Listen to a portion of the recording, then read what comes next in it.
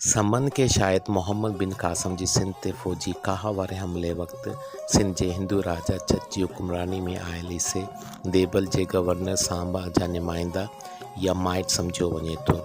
इहो ॿुधिया हिंदू हुआ ऐं हिननि जी राजधानी सिंधु दरिया ते समा नगर हुई, जंहिं लाइ फ़र्ज़ु कयो वञे थो त इहो सेवण जे जदीद शहर जे माॻ ते आहे।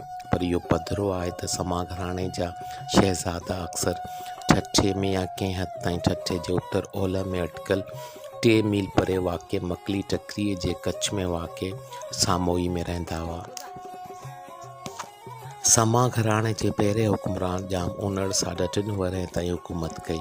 हिन बाबति इहो पतो नथो पवे त छा सॼी सिंध हिन जी हुक्मरानी में हुई, छाकाणि त बखर ऐं उन जे भर पासे वारे मुल्क जे वॾे हिसे ते तुर्क बादशाहनि तरफ़ां हाकिम मलक फ़ेरोज़ ऐं अली शाह तुर्क जी हुकूमत हुई। ॼाम उनड़ जी मौत खां पोइ ॼाम जोणीअ खे ताज पारायो वियो, जंहिं फ़ौजी चढ़ाई करे बखर खे पंहिंजी तहवील में वरितो ऐं हाकिम तुर्क उच ॾांहुं भॼी वियो।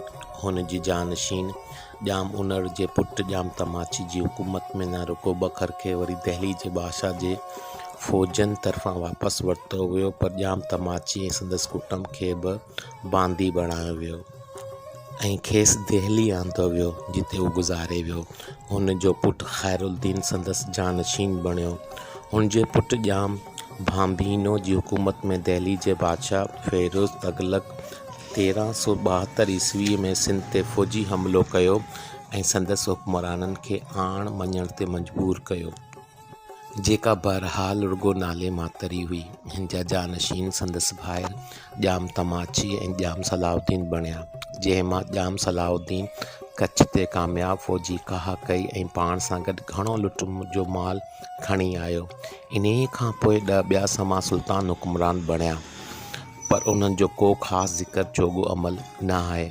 पर पछाड़ीअ वारे सुल्तान जे दौर में अरगोननि सिंध ते हमिलो कयो ऐं सिंध ते कब्ज़ो कयो।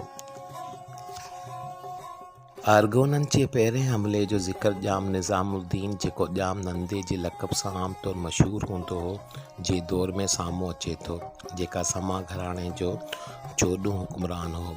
कंधार खां आयल शाह बेग अरगोननि जी फ़ौज चांडोका ऐं सद्धोजा जे केतिरनि ई ॻोठनि ते फ़ौजी चढ़ाई करे लुटमार कई, जिते उन्हनि सां ॼाम जी फ़ौजनि जो टकराउ थियो।